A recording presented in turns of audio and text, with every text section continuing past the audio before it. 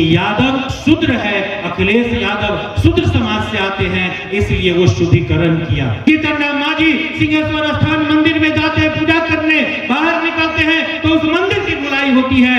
ये धर्म है या अधर्म है, आप विचार करिए। पाप से गुरेज नहीं करो, पाप खूब करो, क्योंकि यहाँ व्यवस्था है पाप करो और आकर धो लो, स्नान करके मिटा लो। हिंदू धर्म में जितने धर्म ग्रंथ है उसमें लिखा है गंगा नहाने से सारे पाप धुल जाते हैं। इसलिए ठगवा गैंग का, मनुवादी गैंग का जितना पाखंडी है वो सब के सब धर्म की आड़ में वो गंदा खेल करता है, व्यापार करता है, महिलाओं बेटियों का चीरहरण करता है और जाकर के धर्म अनुसार गंगा में नहाकर धो लेने का काम करता है। हमारी लड़ाई वैसी लड़ाई है जो जीते जी तो हमको ठगता ही ठगता है, मरने के बाद भी ऐसी व्यवस्था बनाकर रखा जो हमें ठगता है। जीते जी तो हम धर्म कर्म के नाम पर उलझे ही पड़े हैं, उस गोबर मिट्टी दलदल में फंसे पड़े हैं, उस बबरजाल मकजाल में फंसे पड़े हैं धर्म के नाम पर। कौन सा धर्म, कैसा धर्म, किस धर्म की बात करते हैं आप? ये उसी धर्म की बात जहां यहाँ से भेड़ बकरियों की तरह ट्रेन और बस में ठुसा ठुसा करके गए आप कुंभ नहाने और वहां भगदड़ में आपके जान चली गई। यहाँ कहते हैं कि देवभूमि है, देव स्थान है, 144 वर्ष, हर साल 144 बरस आपका आता है। पिछले साल हुआ तो भी 144 बरस था, इस साल हुआ तो भी 144 बरस। भेड़ बकरियों की तरह ठुसा ठुसा कर गए। क्या हो गया देवभूमि का? क्यों मर गया? क्यों भगदड़ मच गई? आग क्यों लगी? आपका अग्निदेव वहां नहीं आए थे क्या देवभूमि में? क्या इंद्र पानी वाला भगवान आपका नहीं आया था क्या? आग लगी तो कैसे?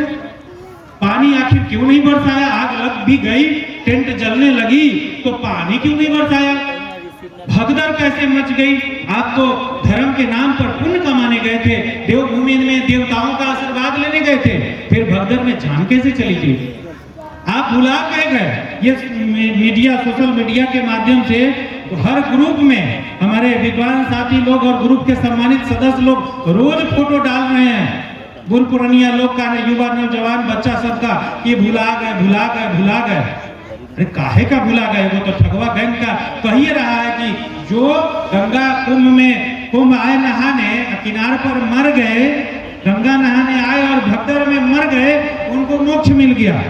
वो तो कह ही रहा है कि उनको मोक्ष मिल गया। आप काहे प्रचार कर रहे हैं कि भुला गए भुला गए?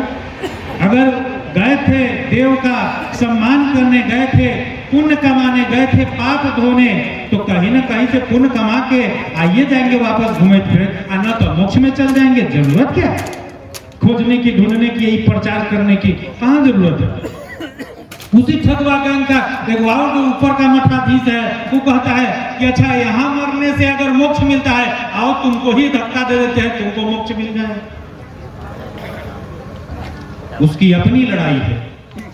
आप जरा समझिए कि हम और आप अगर कोई कड़वी बात बोलते हैं, मानववादी प्राकृतिक सच्चे सम्मान की बात बोलते हैं, तो उस धर्म में अंधे लोग, धर्मांध लोग हमें दुत्कारते हैं। उनको लगता है ये नास्तिक और पाखंडी पापी लोग हैं, अधर्मी लोग हैं। लेकिन जरा आप विचार करिए कि क्या वो धर्म है जिस धर्म के एक बड़े संत अगर कड़वे सच की बात करते हैं कि मौत कितनी हुई संख्या बताओ, मौत की जवाबदेही किसकी है वो बताओ। मौत के जवाबदेह जिसने कहा कि हम 100 करोड़ का व्यवस्था कर रहे हैं और 2-4 करोड़ में हजारों की मौत हो जाती है, उस मुख्यमंत्री को इस्तीफा देना चाहिए, ऐसा एक संत कहते हैं, हम और आप नहीं कहते।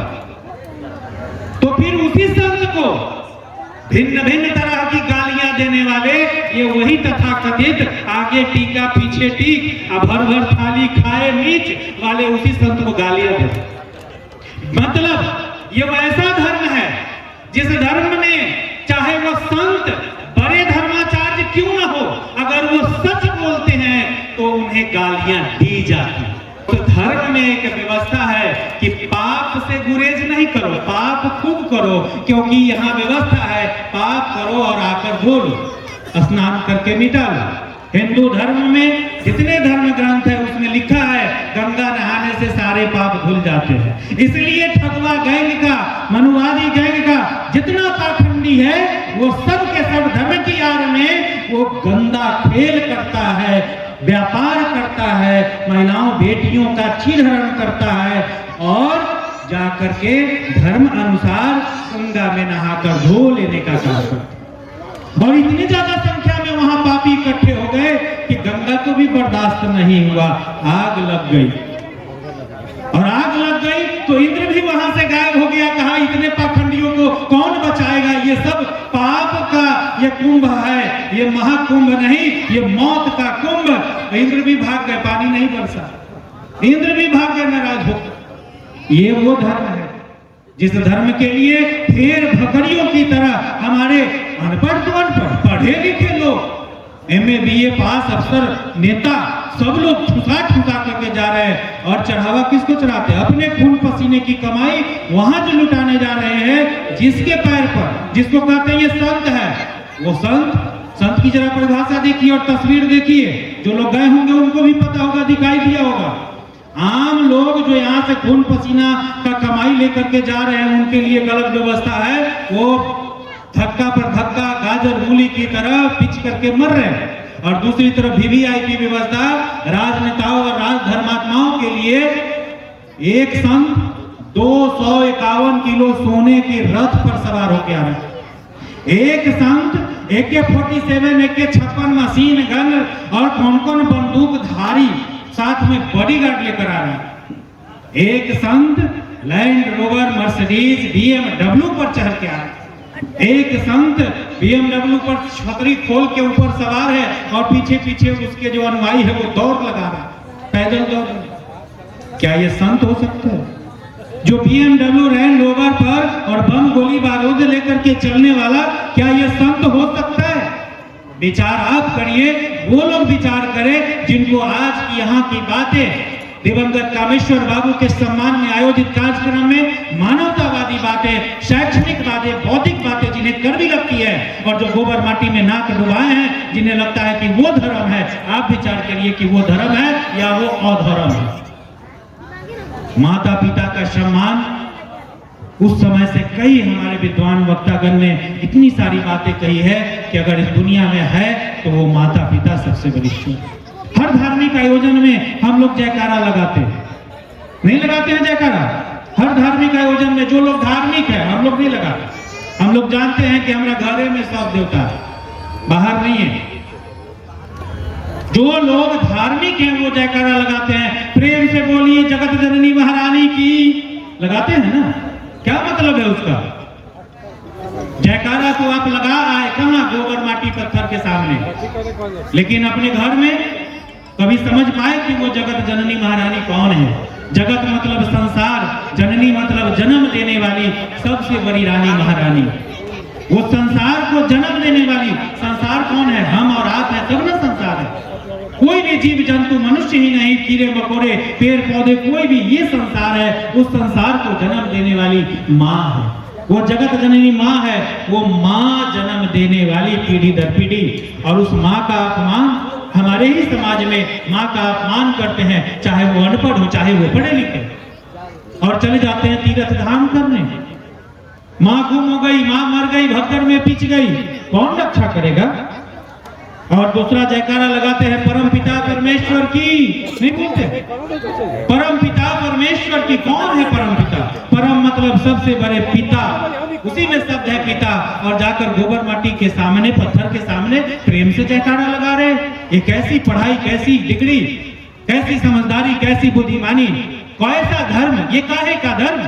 ये धर्म है या अधर्म है? पाखंडी आप हैं, विचार आप करिए। मूर्ख और जाहिल आप हैं जो ठगवा गैंग के चक्कर में, उसके भंवरजाल में, ठगवा व्यापार में आप लुटा पिटा रहे हैं। आपको नहीं समझ में आ रहा, परम पिता, परम ईश्वर, सबसे बड़े ईश्वर वो बाप है जिसने संसार को पीढ़ी दर पीढ़ी जन्म दिया और देता जाएगा आगे भी। वो पिता है सबके घर में, चाहे वो जीवित हो या दिवंगत हो, स्मृति से सुने। वो माता पिता है सबसे बड़े ईश्वर। हमारे घर में, समाज में माताएं बहनें बेटियां कहती हैं बात बात में, अच्छा ये लोग बहुत भाषण दिले हथिन, वही तो होता ही ना, देवता जी दुनिया के चलावल, देवी देवता न हथिन तो दुनिया कैसे चलते? हाँ है, हमारी नीलम बहन कही तो देवता है, जरा आप आंखें खोलिए ना, जरा बुद्ध के मार्ग को अपनाते हुए जरा अज्ञानता का पर्दा अपने माथे से हटाइए, अपने आंख से हटाइए और तब विचार करिए कि देवता का मतलब क्या है। देवता असली ठेठ भोजपुरी शब्द है।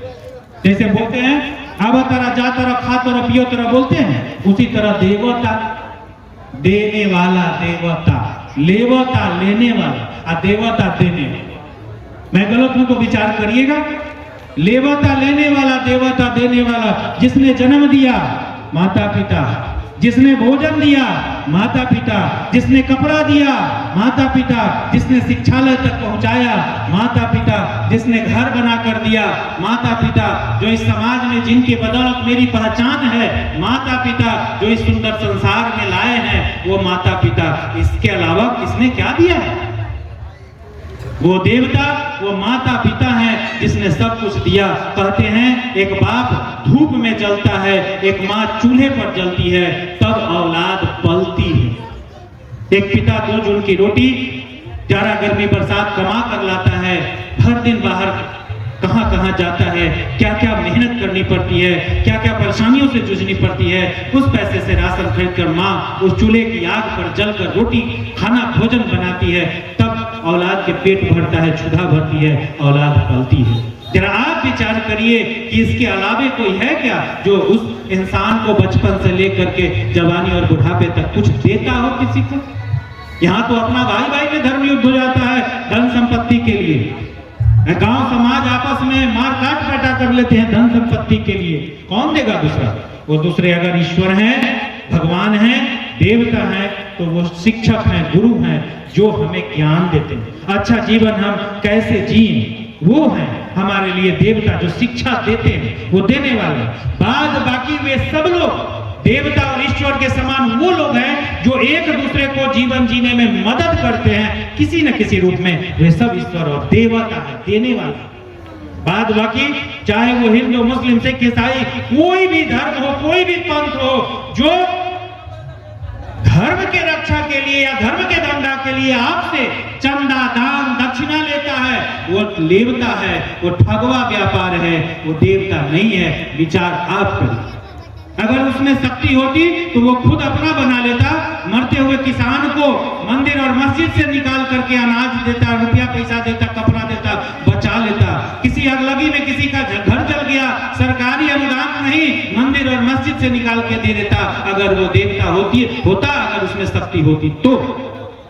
लेकिन यहाँ हम और आप अपने खून पसीने की कमाई लुटा पिटा कर जमा करके चंदा के नाम पर, धर्म के नाम पर ठगवा बैंक का दुकान बना देते हैं। दुकान बनाते हैं हमारे लोग और उस दुकान में घुसने के लिए कहता है यह अछूत हो गया।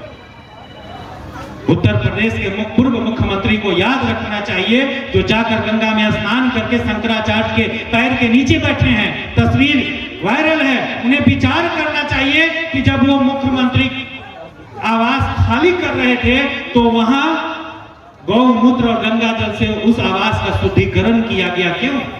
क्योंकि यादव शूद्र है, अखिलेश यादव शूद्र समाज से आते हैं, इसलिए वो शुद्धिकरण किया। फिर भी लानत है, लानत है ऐसी शिक्षा और ऐसी विद्वता पर जिनको लगता है कि हम धर्म कर्म कर रहे हैं।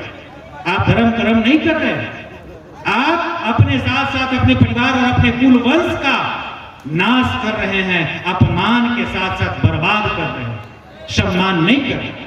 हम वो दिन नहीं भूले हैं जब उसी रामचरितमानस में लिखने वाला कलम कसाई तुलसीदास दुबे ने लिखा और सारे लोग झूम झूम कर, चाहे वो किसी जाति वर्ग के लोग हैं, वो गाते हैं, जे वर्णागम तेली कुम्हारा सोपच की रात बोल कलवारा। किस जातियों को छोड़ा है? आप यवन की रात खस किस जाति को छोड़ा है? अहिर गरेरिया पासी तीनों सत्यानाशी, ये किसने कहा? अहिर गरेरिया कुर्मी चोर धन सारे की टंगड़ी तोड़, ये किसने कहा? ये कहावत किसने कही है? और माताएं बहनें बेटियों के लिए, आपके लिए भी धर्म कर्म में बहुत कुछ है जो आप दिन रात सबसे ज्यादा नाक डुबाती है। मंगलवारी, बीफे वारी, 16 सोमवारी, तीज और कौन कौन चीज में तंत्र मंत्र भगवत कथा, तीज और त्योहार, शूद्र न मानव बन सके या बाभन हथियार। आज तक अखिलेश यादव का जब मुख्यमंत्री आवास का शुद्धिकरण हो सकता है तो आप किस खेत की मूली और आप क्या है? धर्म ग्रंथ के अनुसार, जिस धर्म ग्रंथ में आप नाक डुबाए हैं, आप विचार कर लीजिए, जिसमें कहा गया है ये तो बहुत प्रचलित है, ढोल गवार शूद्र पशु नारी, ये तो बहुत प्रचलित है। सकल तारना के अधिकारी इसके और भी थोड़ा और हाई पावर वाला है। महावृष्टि 40 फुट ही की आरी, जिमी स्वतंत्र हुई बिगड़ही नारी। जिस तरह तेज वर्षा पानी ज्यादा आ जाने से आरी डनेर मेर बांध टूट जाते हैं, उसी तरह से बेटियां अगर पढ़ लिख करके मास्टर, डॉक्टर, इंजीनियर, मंत्री, सांसद, विधायक, मुखिया और राष्ट्रपति द्रौपदी मुर्मू कुर्सी पर बैठ गई तो धर्म ग्रंथ के अनुसार वो बदचलन है, वो बिगड़ गई, घोर कलयुग आ गया। ये कौन कहता है? आप ही का रामचरितमानस जिसके धर्म में आप नाक डुबाई हुई हैं, आप ही का शिव चर्चा वाला धर्म जो सबसे ज्यादा आपको कलंकित और अपमानित करता है, सबसे ज्यादा नरक की खाई, नरक का द्वार का आपको बोलता है उस धर्म की आड़ में, और सबसे ज्यादा माताएं बहनें बेटियां उसमें नाक डुबोई है। क्या आज बीपीएससी से हमारी बेटी शिक्षिका बन गई, क्या वो बिगड़ गई? क्या कोई दरोगा बन गई, बिगड़ गई? क्या कोई मुखिया बन गई, बिगड़ गई? एसपी, कलेक्टर, डीएम बन गई, बिगड़ गई? विधायक, सांसद बन गई, बिगड़ गई? द्रौपदी मुर्मू राष्ट्रपति बन गई है, कुर्सी पर बैठी है, उस धर्म के अनुसार क्या बिगड़ गई वो? इसी वजह से, क्योंकि आपको धर्म के अनुसार शूद्र कहा गया है, माताओं बहनें बेटियों को नीच कहा गया है धर्म के अनुसार, इसलिए भारत का सर्वोच्च सदन नया संसद भवन बनाया। इस सरकार ने हिंदुवादी का नाम राग लापने वाला, ठगने वाला, वोट आपका ठगने वाला इस भाजपा सरकार नरेंद्र मोदी ने तो द्रौपदी मुर्मू को सदन के उद्घाटन, नए संसद भवन के उद्घाटन में नहीं बुलाया, न शिलान्यास में बुलाया और न उद्घाटन समारोह में बुलाया। मतलब हिंदू धर्मानुसार वो एक तो आदिवासी समाज की है, मतलब नीची जाति की, और दूसरे महिला है, इसलिए हिंदू धर्म के अनुसार वो भी नीचे है, इसलिए उसने नहीं बुलाया। भारत का ऐतिहासिक, अगर हिंदूवादी लोग अपने आप को मानते हैं कि ऐतिहासिक राम मंदिर का निर्माण हुआ, तो ना तो शिलान्यास में बुलाया गया, उस समय रामनाथ कोविंद थे, नहीं बुलाया गया, और न मंदिर उद्घाटन में बुलाया गया द्रौपदी मुर्मू को। क्यों? रामनाथ कोविंद जब राष्ट्रपति थे, विचार आप करिए कि अधर्म है या धर्म है, तो मंदिर में नहीं घुसने दिया, सीढ़ी पर बैठाकर पूजा करवा दी गई, मंदिर के सीढ़ियों को धोलाई किया गया। आप विचार करिए, जीतन राम मांझी सिंहेश्वर स्थान मंदिर में जाते हैं पूजा करने, बाहर निकलते हैं तो उस मंदिर की धुलाई होती है। ये धर्म है या अधर्म है? आप विचार करिए।